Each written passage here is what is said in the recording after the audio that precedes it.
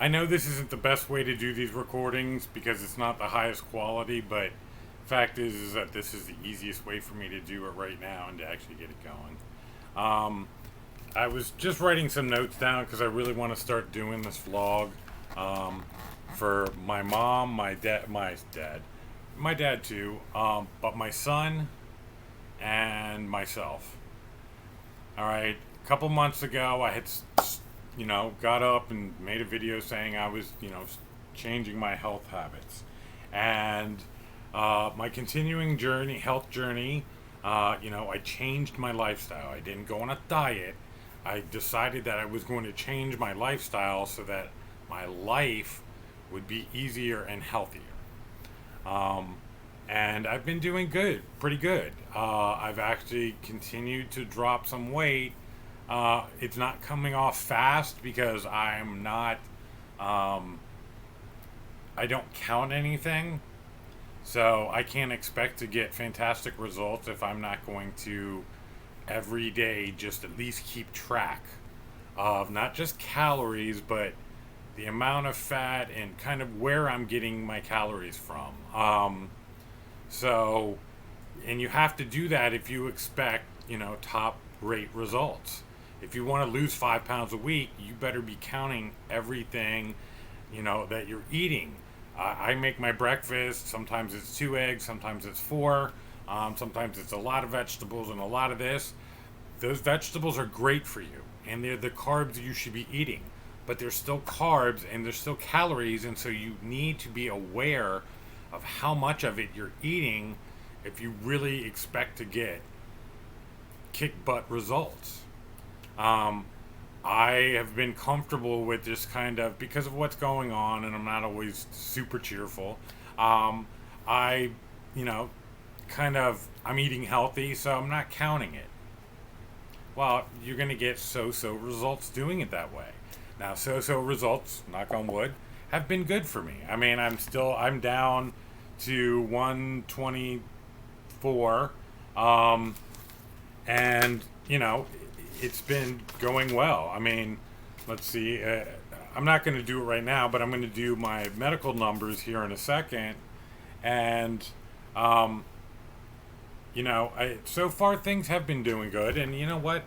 Now that I think about this, why don't I do this right here and right now? Okay. Um, because this is all about curing your diabetes. Yes, they say that you'll never cure diabetes. I think of diabetes like someone that was an alcoholic or a drug addict. Um, Once you're an addict, you're always an addict. Just because you're not actively being an addict doesn't mean it's not still inside you. So you still have to be careful of it. It doesn't mean that every day you're going through, oh my God, I got to fight it. But, you know, it just means that you're strong enough that when it comes up, you're just like, no thanks, and you move on. Being diabetic or being an ex-diabetic, um, it's a continuous battle every day because it is so easy to get caught up in drinking the sodas or drinking anything pretty much but water. Um, Drinking calories is just horrible. So you have to be very conscious of what it is that you drink as a diabetic. Now, it's not just that it can raise your blood sugar real fast, which it can do and usually does, but it's understanding that the cumulative effect every day. I mean, my biggest thing on curing my own diabetes was I had to give up the sugar and the breads. And the breads was, I mean, the hardest. Everybody loves bread. Everybody. It is made in 100 different forms, and it's full of processed flour, which is, they rip out all the nutrients and give you all the junk, and it's easy to make stuff and it's cheap. So I was like, okay, I'm going to turn my life to taco style. And I figured out my goal was to I was like, I'm going to go taco style. So I'm going to just go eat low carb tortillas and I'll be good. And I went out and discovered there are no such thing. So I was like, well, I can just make my own carb free tortilla. And I worked on that. It was a goal of mine so that I needed something to eat to replace the bread that I was going to give up. And so I worked on making my own, looked at the things that I could eat and tried to figure out, is there some way? And, you look out there, there's the cloud bread and a bunch of different stuff. And you can try that. And if you can make it well and you like it, you should eat that. You should eat something to replace the bread. I came up with my own egg chi. Okay, I call it egg chi. I make my own tortillas. I make my own crackers. I make all kinds of stuff with it. And hopefully soon I'll start selling it, but not there yet. But by using that and using all natural foods to replace my bread and to figure out how to make the bread, eventually it's not carb free because I ended up adding fiber to it, to make it more like bread or more look, taste, texture, a bunch of different reasons. But the fiber also added fat and added omega-3s, and so it's healthier than eating bread. I'm very cautious about using the word healthy because to a lot of different people it means something different, and I think that you say, oh, this is healthy, people expect to eat it and be able to eat it unlimitedly and have no consequences. The fact is everything that you ingest in your body is positive or neutral. Nothing you eat or ingest or drink is neutral, okay? That just doesn't exist. Water is good for you, period. So you should drink plenty of it. Your body's 80% water. You need to replace it. You need to stay hydrated. It makes your cells work. It makes your skin soft. I mean, a million reasons why you should drink all kinds of water all day long. 3 cups of water, you should be drinking 10. Okay, yes, you do have time to go to the bathroom if that's an issue. And if that's an issue, you probably have a very high blood sugar. You should really look, Google it. Symptoms of diabetic. You drink a lot, you sweat at night. I mean, there's all... your body heats up really fast when you eat. I mean, these are things, people... I didn't know this until I went to the doctor and they were like, dude, this is what the doctor said to me. I'm surprised that you are sitting upright right now. I was like, what are you talking about? He's like, your blood sugar A1C is like 13. He's like, people that are at that high usually can't walk. I'm like, what? I mean, I was amazed. I was like, what do you mean I'm diabetic? I knew I was overweight. I knew I drank. I had all the bad things, but you never correlate that. It's not you. It's not me. It's somebody else. And I was like, okay. And then I went to work and someone was like, yeah, I've had an aunt and an uncle have limbs, fingers, feet removed because because of their diabetes. And I was like, holy shit, what do you mean? You have limbs taken off because you're a diabetic? And it turns out that diabetes is a nerve disease. You will kill the nerves in your body, and you don't get to dictate where it's at or what it is. It tends to be the extremities, so fingers, toes, which is why once you're diabetic, you better be checking your feet because, and this happened to me, you'll skin your foot or step on something and literally damage your foot, and it's not you don't realize it, but you don't realize it like you should. Okay, your body doesn't send that instant pain reaction, and so you have a foot issue and you're not aware of it because your nerves are not working properly. That happens to a lot of people. So please be careful and be aware that even if you're super healthy, I mean, look this up, people. Don't trust me. Look it up. And first of all, I'm not a doctor. I'm just explaining to you what I've done and what helped me. But do your own research. Always do your own research, okay? Always watch videos from at least 5 to 10 different people. Go to some doctors, people that are linked close by. YouTube makes it very easy to watch videos on a related subject or topic. Some of them are quacks, some of them are not. I mean, be open to listening to different people. If you listen to yourself all the time, you're not getting anywhere. So anyway, bottom line is that you need to check these things to be aware. So, and I was like, oh, I'll fix it with my health. I took metformin, I think 1 dose of the pills, and but it wasn't that. I just didn't want to cure it with pills. I was of the mindset, oh, I'll just eat healthier. And so, you think you're eating healthier when you're not.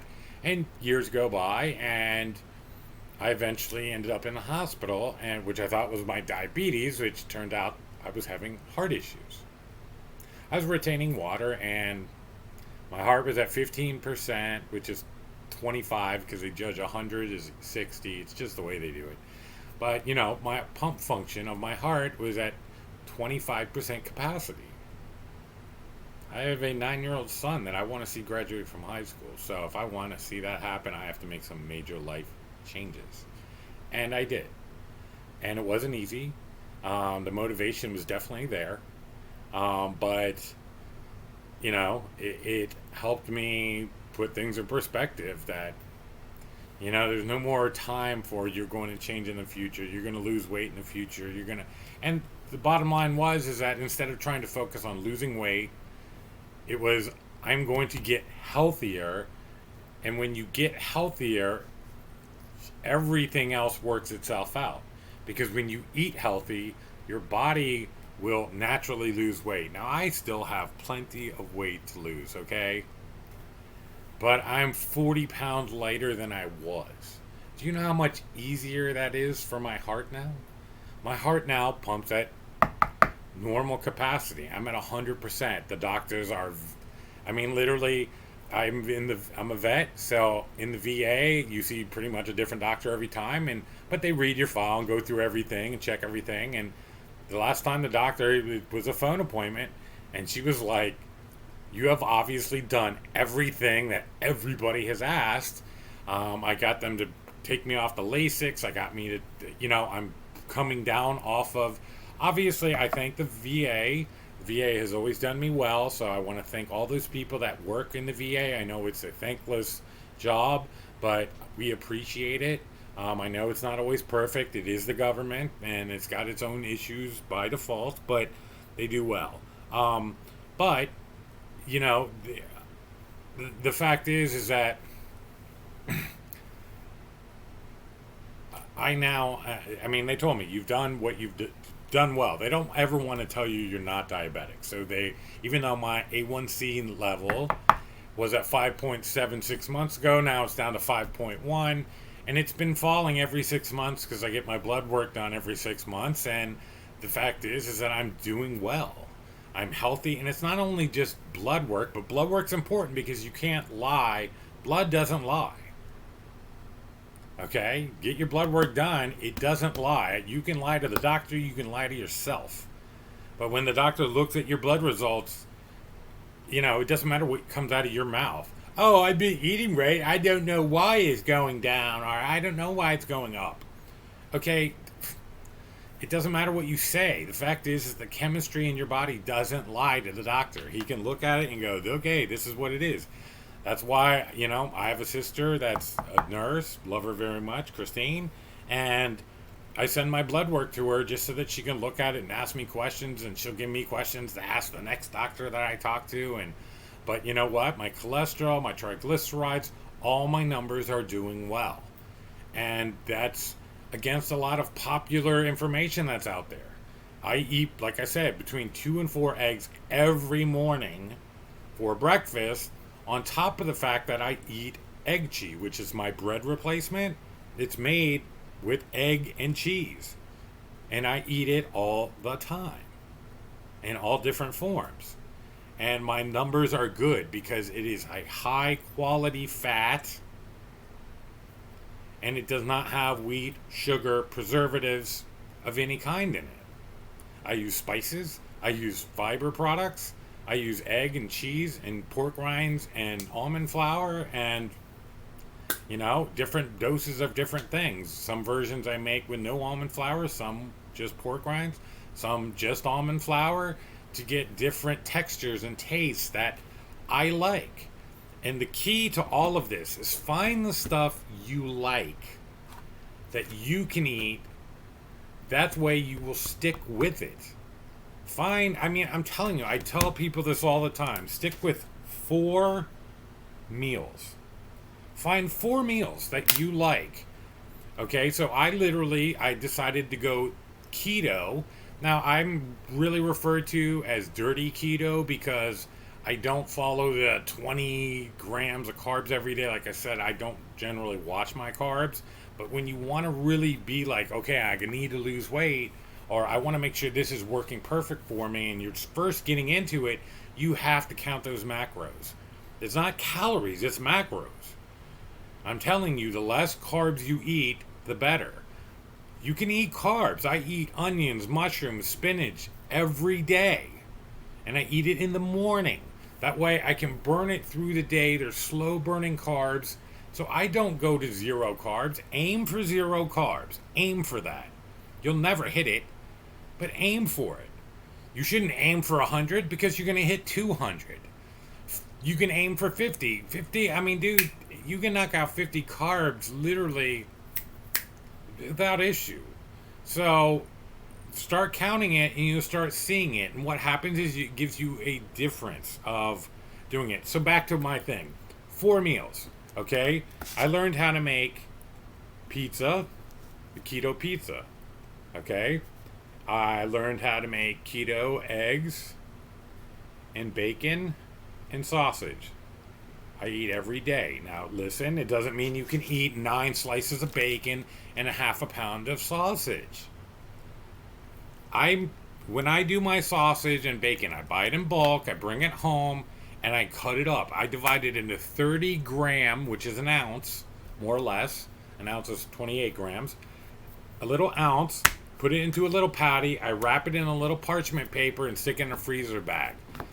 And so I have a freezer bag full of 100 of those. So when I want bacon or sausage for either making pizza or making my eggs. So see, I duplicate the ingredients. So I have keto pizza and I have eggs, bacon and sausage. Okay? So then my next meal is fish. I like fish. So I have salmon and I have cod. They come convenient, they come frozen, they come inexpensive, they're wild caught, they're sustained, all the good things. And I'm not one of those people that's going to push all that stuff on you. It's just the way I do shop. You know, I don't buy farm-raised fish. I don't buy fish from China. I mean, come on, people. You want America to survive. Yeah, I know you want to save money, but there's a balance and you can do it wisely. Anyway, so I have keto pizza, I have keto eggs, bacon, and sausage, and I have keto fish, okay? So the fish obviously is a separate thing. Yes, you can make... Anyway, let's finish this, okay? And then the next one is burgers, okay? So keto burger, all right? So then I saw a recipe for a thing called a meatzilla. It's like a taco with a pizza mixed. Now, they don't use any bread because they make it a meatzilla. Basically, it's a taco salad. But because I developed my own bread, my own tortilla, my own crackers, I can eat all of this stuff with a cracker or a bread. I can turn it into with the meat, hamburger meat, I can make burgers, okay?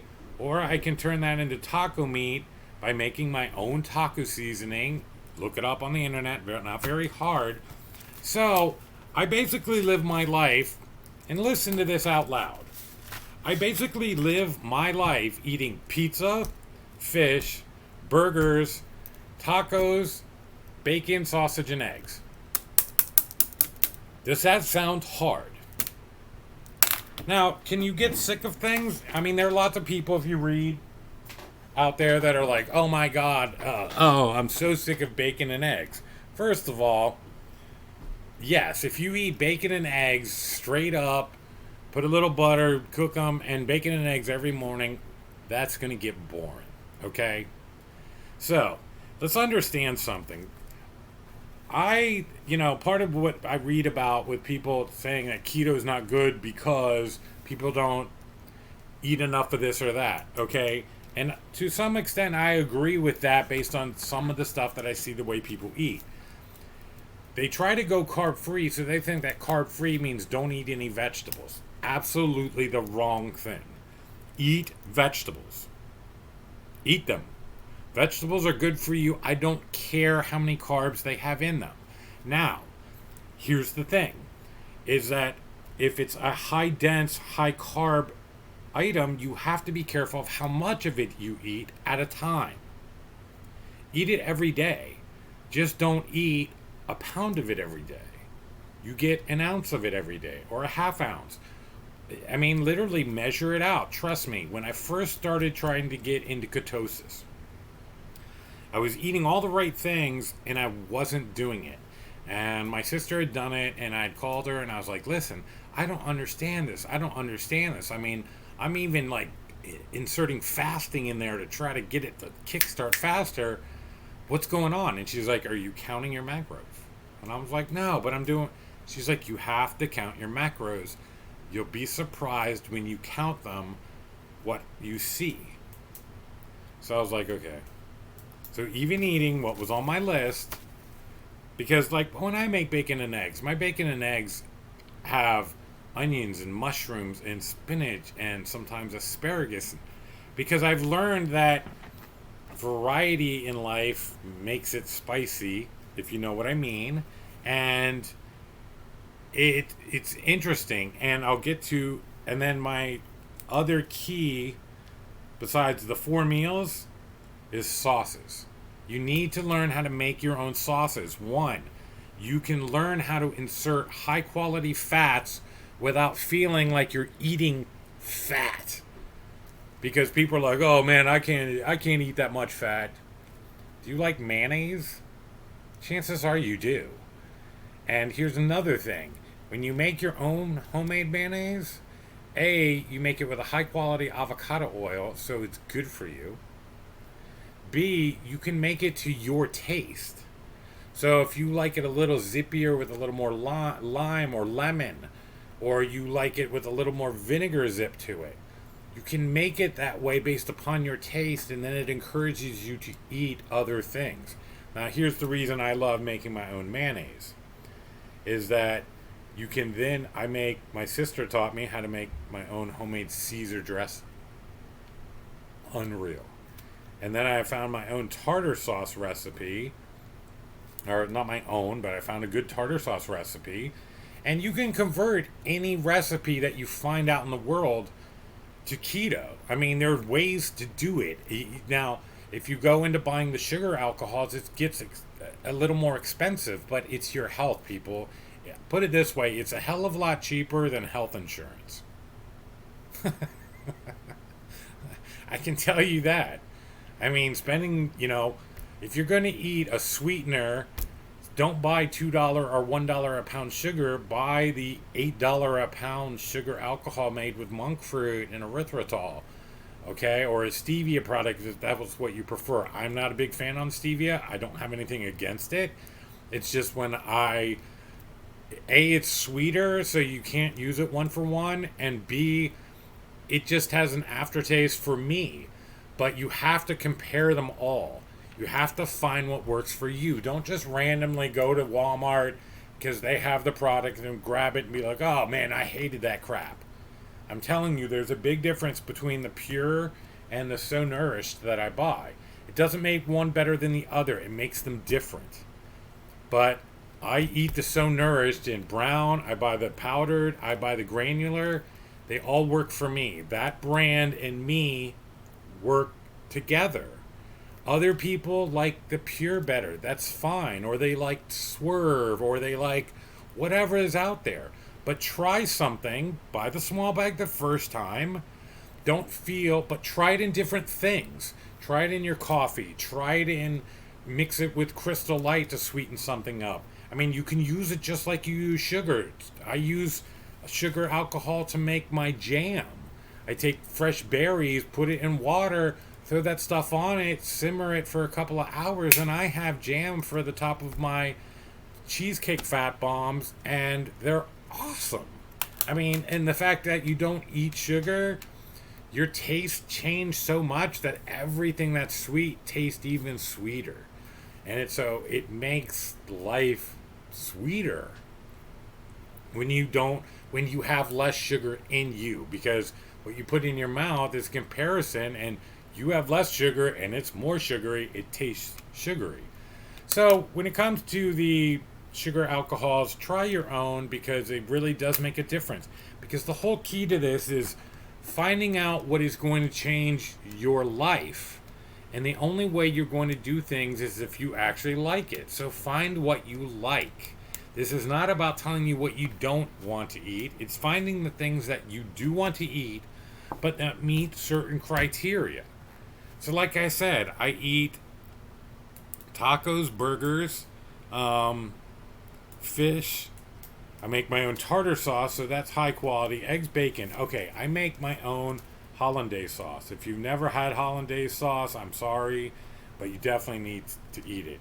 It's basically a butter, vinegar, and egg sauce. That might not sound really appealing, but it's a yellow sauce that's very thick and viscous and has a lemon and vinegar kick to it, but not too strong. But you can basically pour it on. It's very famous for being poured on eggs, Benedict for being poured on asparagus. It makes pretty much anything edible a lot better to eat. So, like when I make my eggs and bacon in the morning, I always have vegetables. So, I have a vegetable medley. Normally, the way I start it off is throw it in the pan, put my ghee, because I turn all my butter into ghee. And see, here's the thing about making a true lifestyle change. I turn my butter into ghee. Is that something that is required of you? No. But is it a small step that you can take that will percentage-wise greatly increase the benefits to your health? Yes. So I buy a 4-pound thing of butter, and I come home and I stick it in the big pot, and I break it out. I actually buy it in the pound thing so that I don't have to keep breaking up quarters. I buy it by the pound. I think ahead, not to mention buying by the pound blocks is cheaper, because I'm going to turn it all into ghee. So I turn it on to simmer, put the pop on it, and I come and watch TV for the entire day. Don't even think about it. It's like putting it in the slow cooker. I could probably do it in the slow cooker. Okay? And then every once in a while, you'll start to smell it, and then you come over, you skim off the cream off the top. So you're removing the milk solids.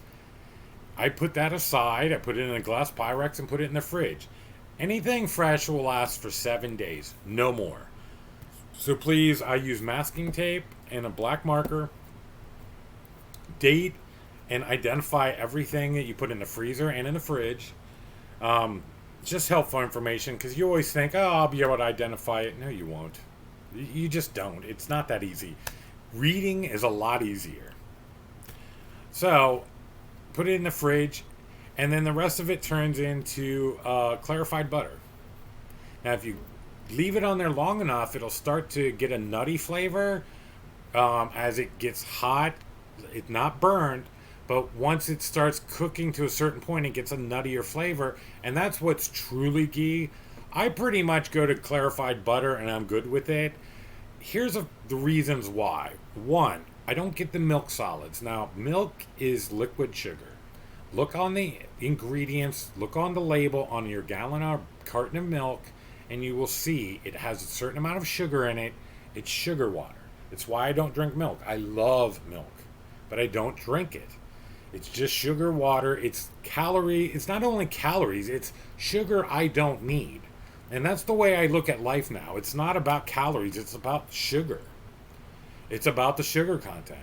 I occasionally drink Crystal Light or one of those kind of products, which I'm not a fan of because they have dextrose, maltodextrose, which are all other names for sugar. They have it in tiny, tiny quantities to make it drinkable. So you generally use a very small amount of that. I prefer to use fresh lemons and limes, which I've gotten in the habit of doing, and then just putting sugar alcohol in it. Because water, I love drinking water. I make my water cold. I distill my own water, so I drink nothing but pure, fresh water. It has no minerals in it, okay, that are added, usually at the factory for your bottled water. So you have to be aware of that. So my blood pressure has gone down, so I no longer have to worry about my salt intake. So I make sure that I take pink Himalayan salt or the Utah real salt every day. Usually about 2 tablespoons added throughout the day. So I cook with fresh pepper and salt pretty much on everything. It makes everything taste better. But add your own salt. Do not buy stuff with salt in it, because they add tons of salt to make a shoe taste good. It does work. Add sugar and salt to anything, and I can make cardboard taste awesome. Wet it a little, throw it in a frying pan, and let it warm up, and you'll eat it. You won't know. All I'm saying is that you can change your lifestyle. This fat boy has done it, or is doing it currently. It's a daily process. This is not an instantaneous thing. So, anyway, I want to wish you good luck. I've got to figure out a few things, but like I said, make your own sauces, and pick 4 meals. I have 5, but they're kind of the same. Burger and taco meat's the same. With my eggs, bacon, and sausage. I make pizza because I make my own tomato sauce. I make it by using can of crushed tomatoes, can of diced tomatoes, half a can of tomato paste, a little water, oregano, basil, salt, some Parmesan cheese. Grind it in a Vitamix. Cook it up on the stove for a couple hours, real slow. Add meat, mushrooms, and onions to your own flavor. Stick it in the freezer, and now you have good quality pizza sauce, spaghetti sauce. Add some sugar alcohol to it, and you have ketchup. It's basically marinara sauce. Once again, you freeze that because it doesn't last. Things in your fridge, when they're fresh, do not last, people. So don't make yourself sick when you're trying to make yourself healthy by thinking in your preservative mind. Okay, stuff does not have preservatives. It does not last forever. You should be making it today and eating it today. Obviously, you can't eat everything today, and that's why it will last. But I make myself 2 cups of mayonnaise at a time. I immediately break it into 2, turn one of those into a cup of Caesar dressing and the other cup into the tartar sauce. Because, like I said, with 4 meals, I eat fish every other. I try not to eat too much fish because fish is one of those things. You can get mercury; it does accumulate. So you don't want to eat fish every day. Now, this is based on a lot of different factors. Always talk to your doctor, but I don't have a problem eating too much fish. I don't eat that much of it, but I eat enough that I'm eating a cup of tartar sauce because I grew up eating fish sticks, which were all dipped in tartar sauce. Well, you can do the same thing. My egg chee I can turn into breadcrumbs, so I can actually make fried fish if I want, cook it in avocado oil, and boom, homemade tartar sauce. All high quality fats, fills you up, gets you good. Make that along with some frozen broccoli, frozen cauliflower, the asparagus, the bell peppers you have. I colored bell peppers, onions, mushrooms. Okay? Put some hollandaise sauce on top of that. I mean, dude, you're eating high quality fats. You're eating them in massive quantities, and you're not including, and you're eating, the carbs you're eating are high quality, long chain carbons, so that they're going to slowly burn. And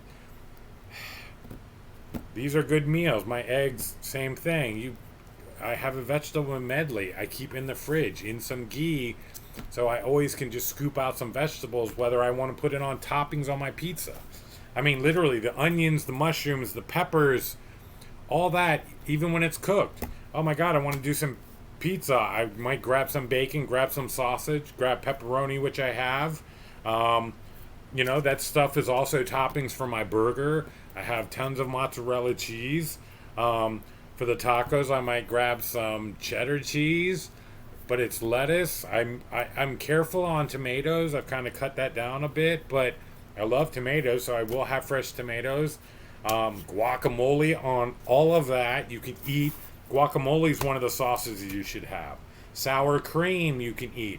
And those do not get low fat, high fat.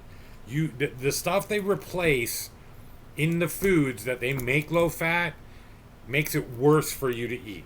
Get a high fat, I'm not worried about the fat in the sour cream you buy. So go ahead and buy the store brand, high fat sour cream. That's fine for you.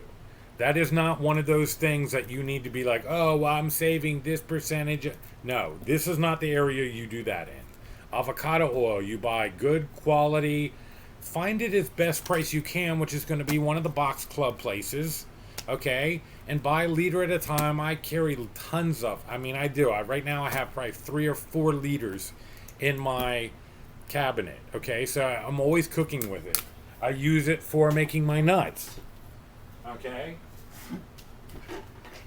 All right, eat high quality nuts, okay?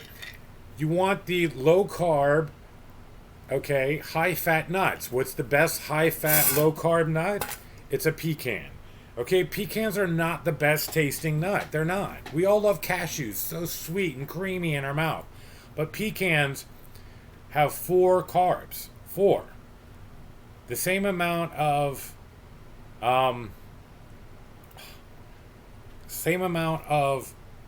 cashews has 24.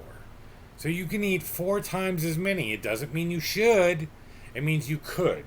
Now, I'm a peanut freak, okay? Peanuts are legumes. They have a higher carb content. I think it's 6 per gram, somewhere in that neighborhood. So they're not as good for you. So what I do is I mix them.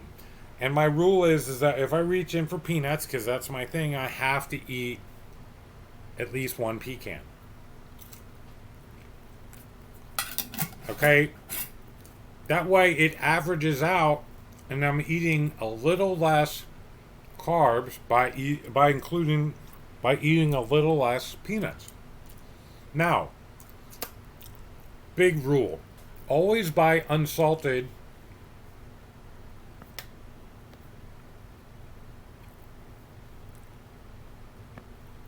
Always buy unsalted nuts. Okay, one thing I'm going to really stress to you is read labels. Oh my God, when I started to actually decide to be healthy, and I started reading labels, your eyes open really wide. And you're like, oh my God. Okay? Funny thing, and I noticed this, and I'm going to teach you this lesson. I want you to go into the store. I want you, whether it's Walmart, Target, I don't care what store. Everybody sells dry roasted peanuts. Okay? Everybody sells them. I want you to grab the jar that has dry roasted unsalted, and I want you to grab the dry roasted salted. If you look at the unsalted dry roasted ingredients, it has 1 ingredient: peanuts. If you look at the salted, okay, it's going to have 2 ingredients, right? Salt and peanuts. No, it has like 10, 12 ingredients that they have to add to put salt on the peanuts. Now, I love salted peanuts because they have, it's not just the salt. To make the salt stick to the peanut, they add all that other stuff, which you don't need and you shouldn't eat. So salt your own peanuts. Now, the way to do this is I buy 2 pounds of peanuts and a jar of peanuts. Or 2 pounds of pecans and a jar of peanuts, okay? Pour them in here, and then I pour some avocado, about 2 tablespoons, maybe 3 for the jar this size.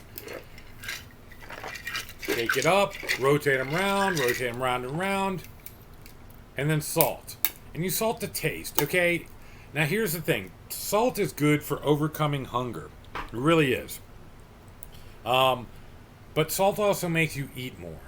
So be careful when you salt stuff, because it will make you snack more at it. So have a rule. I actually had gotten my the 1/8 cup measuring cup, and I would sit it on the top of this, so that when I wanted, I would only take out 1/8 of a cup and pour it in my hand. That stops you from sticking your hand in the jar. Now, I live by myself, so double dipping is not an issue for me, but in your family, you don't want everybody sticking their hands in your food.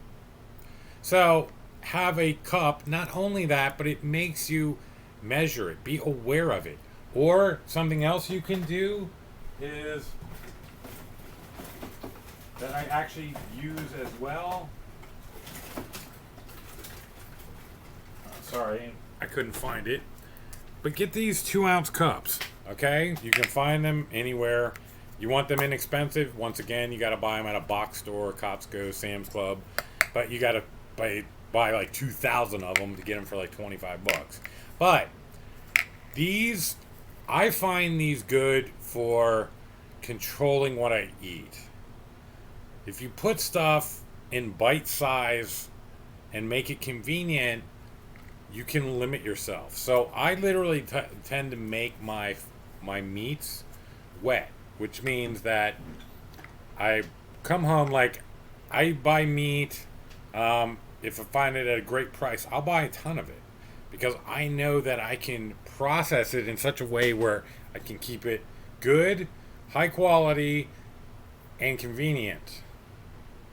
And so I'll come home with slabs of meat, throw it in the slow cooker with the right kind of broth, some onions, mushrooms, and cook it up until it's shredded. And then I portion it out into freezer bags and put it in the freezer. And whatever I'm going to put in the fridge, which is normally a day or two, with meats, it's a day or two, people. If not, you should be freezing it. So I tend to freeze everything into portion size because, once again, I live by myself. So make it into a portion so that and then flatten it. Okay, that way it's real quick and easy to defrost. You just put it in a bowl of water, put it on a frying pan in warm water, and in 10 minutes it'll be defrosted. And that way I eat healthy, but food, especially meat, freezes so much better in liquid. Because it's not, anyway, it's the way it freezes and it's the changes. So even if you don't want, I do that for chicken. So I'm cooking it and I'm storing it in the broth. And then when I defrost it, it's in the broth. So then when I warm it up I just open the bag, pour it into the frying pan, and I end up with quality chicken, and then I just strain it when I don't want all that juice. But even if I do want that juice, and when I put it in my egg cheese noodles or something like that, then it's just as easy, to save some of that broth. That's why I always have a glass Pyrex on the stove so that I can take juice out, I can add juice back, and it's not damaged goods, and I can pour hot stuff into a glass Pyrex. So anyway, all right, so I'm going to end this video because it's probably way too long for YouTube right now, and I'm going to have to edit it down. But you guys have a good day. Once again, today is Monday, September 7th, 2020. And I love you, Austin. Love you, Mom. Love you, Christine, Mom, Dad, Lisa, the family. All right, have a good one. Bye.